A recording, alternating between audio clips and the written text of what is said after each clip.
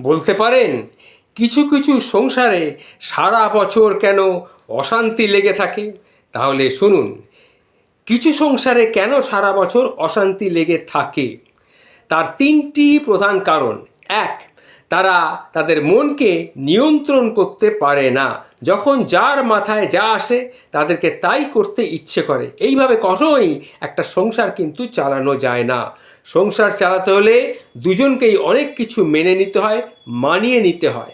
দুই, দুজনের মনের চিন্তাধারা আলাদা থাকার কারণে সংসারে কিন্তু অশান্তি লেগেই থাকে। কারণ স্বামীর চিন্তাধারা এক ধরনের, স্ত্রীর চিন্তাধারা অন্য ধরনের হয়ে থাকে।